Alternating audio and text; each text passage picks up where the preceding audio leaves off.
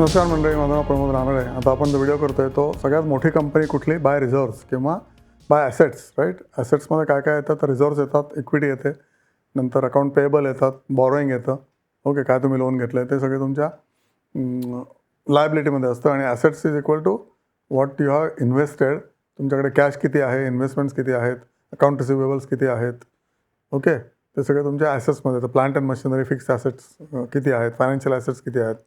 Okay, तर assets is your home, your financials, किती तुम्हाला तुमच्या देणेकऱ्याकडनं येणं आहे. ओके, AR म्हणजे कंपन्यांचं AR, आणि तुम्ही जर लोन दिलं असेल कोणाला तर तुमच्याकडनं किती येणं आहे ते. ओके, आणि ऑब्व्हियसली तुमची किती इन्व्हेस्टमेंट आहे. ओके, हे सगळे ॲसेट्समध्ये येतात. आणि त्याच्या अगेन्स्ट लायबिलिटी काय असते तर तुमची इक्विटी किती आहे, तुम्ही कर्ज घेतलं आहे का मार्केटसाठी किंवा इन्व्हेस्टमेंटसाठी, किंवा तुमच्या रिझर्व्समध्ये किती आहेत, आणि तुमचे अकाउंट पेएबल म्हणजे तुम्ही कोणाचं देणं लागता. ओके, हे सगळं तुमच्या लायबिलिटीमध्ये येतं. तर ॲसेट्स आर व्हेरी इम्पॉर्टंट, आणि assets is equal to liability म्हणून त्याला बॅलन्स शीट म्हणतात. राईट, तर आपण ॲसेट्सबद्दल बोलतो आहे सध्या.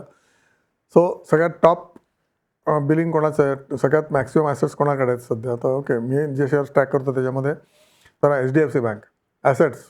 ओके, मग श्रीमंती म्हणजे तुम्ही जर समजा तुमच्याकडे किती जमीन जुमला आणि घरं आहेत, किंवा सोनं नाणं आणि बँकेत किती पैसे आहेत, that is what is asset. तर ॲक्सिस बँक सगळ्यात रिच आहे, तर HDFC बँक सगळ्यात रिच आहे. नंबर 2ला, नंबर 3ला रिलायन्स आहे, देन ICICI बँक आहे, 8 लाख कोटी आहे, सगळे कोटीमध्ये आहेत. होप यू अंडरस्टँडिंग दॅट, हे सगळे कोटीमध्ये आहेत. राईट, ते मी लिहायला पाहिजे होतं, लिहिलं नाही आहे, पण हे सगळे कोटीमध्ये आहेत. Okay, state bank of India 6 lakh कोटी यांचे इन्व्हेस्टमेंट्स आहेत. PNB 5 लाख कोटी इन्व्हेस्टमेंट्स आहेत. HDFC लाईफ यांच्याकडे इन्व्हेस्टमेंट 3,90,000 कोटी आहेत. नंतर ONGC, युनियन बँक, हे सगळे रिच कंपन्या आहेत. ओके, आणि ह्या कंपन्यांमध्ये तुम्ही भागीदार होऊ शकता. ओके, या सगळ्या रिच कंपन्या आहेत. तर तुम्हाला जे दाखवल्या तर सगळ्या मोर दॅन 1,29,000 कोटी, 1 लाख कोटीच्या वरच्या कंपन्या आहेत याच्यामध्ये. याच्यामध्ये बरेचसे पडलेले शेअर्स आहेत ज्याच्यामध्ये तुम्ही भागीदार होऊ शकता. त्याच्यापैकी नंबर 1 तर होऊ शकतो ॲक्सिस बँक. ओके, सगळ्यात सेफ शेअर. ओके, आणि आत्ता जे काय 10% पडला तर तुम्ही घेऊ शकता. ओके, काय हरकत नाही, कारण हा शेअर तुम्हाला धोका देणार नाही. HDFC बँक कधीच धोका देणार नाही तुम्हाला. रिलायन्स आता तर घेण्यासारखाच आहे, पण हा हलत नाही आहे. रिलायन्स इंडस्ट्री गेले 2 वर्ष मे बी काहीच केलं नाही, पण नाही पुढच्या 2 वर्षात करेल ना. पण सगळ्यात सेफ्टी आहे, सेफ्टी फर्स्ट. ICICI बँक 1,300 रुपयाला घेण्यासारखा होता. स्टेट बँक ऑफ इंडिया 900,000 रुपयाला घेण्यासारखा आहे. नंतर PNB 100 रुपयाला तर त्याच्यावर उड्या टाकण्यासारखा आहे. नंतर HDFC लाईफ, हा पण उड्या टाकण्यासारखा शेअर आहे, श्रीमंत शेअर आहे. HDFC लाईफ आत्ता 550ला अवेलेबल आहे. आत्ता तो मे बी 5 इयर लोला आहे. Okay, ONGC, union bank, ICICI Pru, हा पण आता 5 इयर लोला आहे.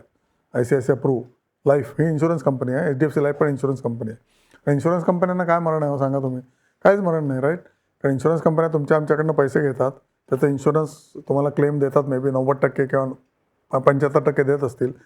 उरलेले पैसे ते इन्व्हेस्ट करतात. राईट, तुम्ही प्रीमियम दिल्या ते पहिले ते मार्केटमध्ये जातात पैसे इन्व्हेस्टमेंटसाठी, कॅपिटल मार्केटमध्ये.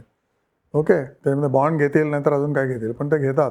त्यात त्यांना इंटरेस्ट मिळायला लागतो लगेचच्या लगेच. ओके, आणि त्याच्यामुळे ते शेअर ऑब्व्हियसली नेहमीच प्रॉफिटमध्ये राहतात. Insurance sector is always in profits because of market investment. Same thing like बँकासुद्धा त्यांचा कोअर जो बिझनेस आहे, कर्ज देणे घेणे, त्याच्यात लॉस असतो.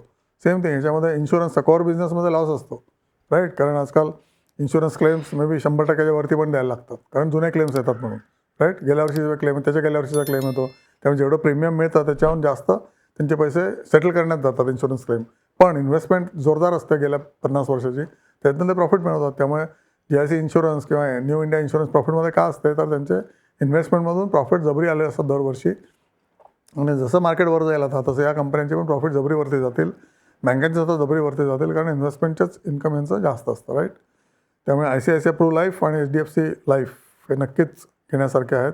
कोणाला विचारा, तुमचा ॲडवायझर जर एकदम खास असेल तर तो म्हणेलच हे घ्यायला पाहिजे. 5 इयर लोला आहेत हे सगळे. इंडियन ऑइल, ओके, हा पण आता जसं क्रूड ऑइल खाली आलं तसा खाली आलेला आहे, 130ला वगैरे आला तर घ्यायला पाहिजे. आणि ह्याला प्रॉफिटच आहे. क्रूड ऑइल जर 60वर टिकलं तर या कंपनीला प्रॉफिट आहे इंडियन ऑइलला. आत्ताच 180, 4 महिन्यापूर्वी 180ला होता, विकलेत आपण. ओके, परत आता 130ला आलं तर घ्यायचा. हे सगळे सायक्लिकल शेअर आहेत. All in IOCL, BPCL, HPCL cyclical share आहेत. चेन्नई पेट्रो, नंतर NTPC, हा पण 334ला रिच. ह्या सगळ्या assume that these are the entities who are very rich. त्याच्यामध्ये तुम्ही भागीदार व्हायचं. राईट, आणि कुठल्या एंट्री लेवलला व्हायचं हे तुम्ही ठरवायचं टेक्निकल बघून. ओके, तर ह्या सगळ्या प्रपंच या स्लाईडचा असा आहे किंवा या व्हिडिओचा असा आहे की सगळ्यात श्रीमंत कंपन्या भारतातल्या स्टॉक एक्सचेंजवर कुठल्या आहेत तर या आहेत. ओके, आणि त्याच्यामध्ये तुम्ही भागीदार होऊ शकता. राईट. ह्या काही स्मॉल कॅप कंपन्या आहेत, सगळ्या लार्ज कॅप कंपन्या आहेत. ओके, स्मॉल कॅपमध्ये पण प्रॉफिट मिळतो, पण लार्ज कॅपमध्ये सेफ्टी पण असते आणि प्रॉफिट पण असतं. राईट. तर TCS, ओके, सेंट्रल बँक तर मी आता 32 रुपयाला it's a kill.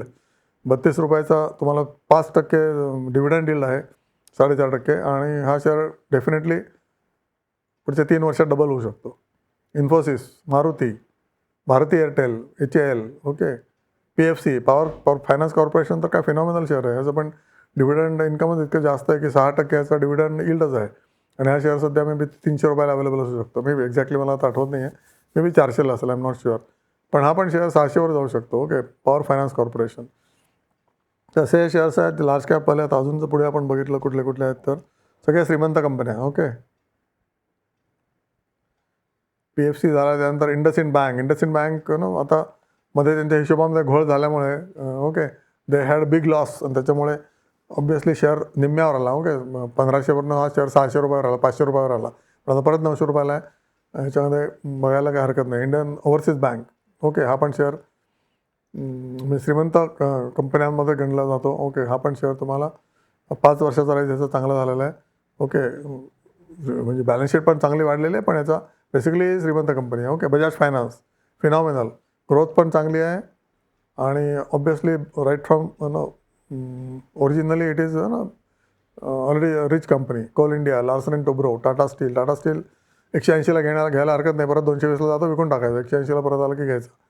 UCO bank, okay, JSW steel, UCO bank पण 25 रुपयाला घ्यायचं, 30 रुपये 50 रुपयाला गेला की विकून टाकायचं. फक्त धीरधरी राईट, धीरधरी, याला काय अल्टरनेटच नाही आहे.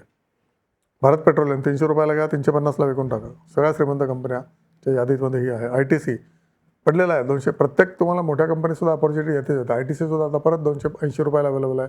400वरनं 300ला आला, 300 2-3 महिने होता, परत 280 आला आहे. इराण वॉरमुळे अजून खाली आला, परत जाईल वरती ना. त्यामुळे 280 रुपयाला ही कंपनी नक्कीच घेण्यासारखी आहे. 100% सेफ्टी याच्यामध्ये. ओके, आणि पडेल तर किती पडेल, मे बी 200 रुपयाला, पण तुम्ही घ्यायला पाहिजे. म्हणजे तुमची तयारी पाहिजे. जेव्हा तुम्ही एंटर करता ना मार्केटमध्ये, तेव्हा तुमची तयारी पाहिजे की अजून तो 20% पडला, तुम्हाला घेण्यासाठी तुमच्याकडे पैसे पाहिजेत. राईट. तेवढंच घ्या जेवढे तुम्ही अफोर्ड करू शकता, to keep it for 3 years minimum. Okay, पैसे तेवढेच गुंतवा जेवढे तुम्ही अफोर्ड करू शकता, की ते 3 वर्ष राहिले मार्केटमध्ये तरीसुद्धा काही प्रॉब्लेम नाही. आणि तुम्हाला 2 दिवसात प्रॉफिट मिळाला तर उत्तम आहे, घेऊन टाका ना. 2 महिन्यात मिळाला उत्तम आहे, घेऊन टाका. पण नाही मिळाला तरी तुम्ही त्याच्यामध्ये दटे राहो. या सगळ्या श्रीमंत कंपन्यांमध्ये तुम्ही दटे राहो. ही पॉलिसी किती पाहिजे. विप्रो 170 रुपयाला, it's a steel. Bajaj holding 10,000 रुपयाला. ओके, महाग वाटतं आहे, पण तरी त्यांचा धंदाच मार्केटमध्ये खेळण्याचा आहे. 10,000 ते 13,000 15,000 जातो सेफ्टी. ओके, तशी ही स्टोरी आहे सगळ्या रिच कंपन्यांची. ओके, ह्याच्यामध्ये हिंदुस्तान युनिलिव्हर पण आहे. तो बराच 80,000च त्याची काय म्हणायचं ॲसेट्स आहेत. ओके, ॲसेट लाईट कंपनी आहे आणि प्रॉफिट जबरी जनरेट करते. तुम्ही अभ्यास करा की या ॲसेट्समधनं ते किती प्रॉफिट करतात. मी रिटर्न ऑन ॲसेट्स त्याचा पण मी व्हिडिओ केलेला आहे, जो 6 महिन्यापूर्वी केला होता व्हिडिओ. बघा आता रिटर्न ऑन ॲसेट्स. त्या कंपन्या रिटर्न ऑन ॲसेट्ससुद्धा काही कंपन्यांचा 18% आहे, काही कंपन्यांचा 30% आहे return on asset. Unbelievable. Right. FDमध्ये काय मिळतं रिटर्न ऑन ॲसेट 6%. ओके, तुम्ही समजा अजून चांगल्या प्रॉडक्टमध्ये गेलात तर किती मिळतं 10%. ओके, ICICI बॅलन्स ॲडव्हान्टेजमध्ये किती मिळतं 9 ते 10%. राईट. पण रिटर्न ऑन ॲसेट या काही कंपन्यांचं 30 40% आहे. म्हणून त्या घ्यायच्या का तर नाही घ्यायच्या, पण त्या राईट एंट्री प्राईसला घ्यायला पाहिजे. जेव्हा मार्केट पडलं होतं मार्च एंडला, तेव्हा अशा कंपन्यांचे शेअर तुम्ही हेरून ठेवायचे असतात, शॉपिंग लिस्ट बनवून ठेवायची असते वर्षाची. ओके, आणि ते घ्यायचे असतात. ओके, तशी हे श्रीमंत कंपन्यांची यादी आहे. त्याच्यामध्ये काही मिड कॅप पण येतील गोईंग फॉरवर्ड खाली. इकडे तुम्हाला दिसत आहेत. ओके, त्याची मार्केट कॅप काय आहे, हे सगळे लार्ज कॅपच आहेत आतापर्यंत बघितलेले. ओके, त्याच्यामध्ये काही मिड कॅप आले तर बघूया. ओके, हा आलेला दिसतोय Karnataka bank. Mid cap share आहे, 10,000 आलेले ह्याची. ओके, मार्केट कॅप, आणि याची किती 26,000 कोटीची इन्व्हेस्टमेंटच आहे. त्यामुळे हा 60% डिस्काउंटला अवेलेबल आहे कर्नाटक बँक अजूनसुद्धा. बघूया अजून कोणाची काय गोईंग फॉरवर्ड. याची पिलान इन्व्हेस्टमेंट, हा पण स्मॉल कॅप शेअरच आहे. ठीक आहे, आता खालच्या 11,000 कोटी म्हणजे सगळ्या गरीब कंपन्या आल्या.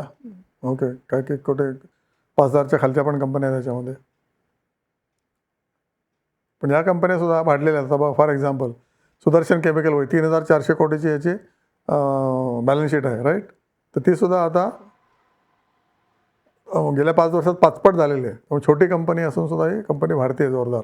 ओके, हे सगळ्या दुप्पटमध्ये 15% CAGR ग्रो झालेलं आहे, राईट. आणि ज्याचे बॅलन्स शीट कमी झाले, हिम्मत सीडकाची बॅलन्स शीट कमी झाले. ओके, 31,000 कोटी होती तर आता 2,500 कोटी झालेले, कमी झाले. ओके, कारण मे बी त्यांची इन्व्हेस्टमेंट त्यांनी विकल्या असतील, कारण त्यांना पैसे कॅश फ्लोसाठी इन्व्हेस्टमेंट विकल्या असतील, कारण प्रॉफिटेबिलिटी कमी झाली, राईट. तर ही सुद्धा स्मॉल कॅप कंपनी, हिम्मत सीडका सीड, GFL स्मॉल कॅप कंपनी आहेत. त्याच्यामध्ये यायचं नाही का यायचं, याच्यामध्ये सेफ्टी कमी असते. लार्ज कॅपमध्ये सेफ्टी जास्त असते, पण शेवटी रिटर्न पण कमी असतं. त्याच्यामध्ये रिटर्न जास्त असतं. GFLमध्ये तुम्ही आत्ता गुंतवले तर मार्केट इन्व्हेस्टमेंट कंपन्यांमध्ये जर तुम्ही गुंतवले तर तुमचं 2 वर्षामध्ये हा शेअर दुप्पट होऊ शकतो. वाईल ॲक्सिस बँक 2 वर्षामध्ये दुप्पट नक्कीच नाही होणार. ओके, तशी स्टोरी आहे बॅलन्स शीटची आणि किती टक्के वाढली आणि सगळ्यात श्रीमंत कंपन्या कुठल्या आणि सगळ्यात कमी ॲसेट्स असणाऱ्या कंपन्या कुठल्या, राईट. तर हा जो व्हिडिओ तुम्हाला आवडला असेल तर लाईक करा, सबस्क्राईब करा, पुढे पाठवा आणि पुण्य कमवा. या चॅनलला मदत करा आणि लोकांना, तुमच्या मित्रमैत्रिणींना श्रीमंत होण्याला मदत करा. मी पोटतिडकीने का सांगतो हे सगळं, कारण मला तुम्हाला श्रीमंत झालेलं बघायचं आहे, मराठी माणसाला श्रीमंत झालेलं बघायचं आहे. मराठी माणूस नॉर्मली मार्केटपासून दूर पळालेला असतो, कारण त्यात खूप रिस्क असते, म्हणून मी करतच नाही. किंवा 1-2दा लॉस आला की पळून जातो. तसं नका करू. टिके रहो. 10-10 वर्ष तुम्ही टिकलात तर तुम्हाला नक्कीच सोन्याची खाण मिळेल ह्याच्यातनं, पण 10 वर्ष टिकायला पाहिजे. आणि संयम हीच गुरुकिल्ली आहे मार्केटची. Okay, God bless you. Thank you so much.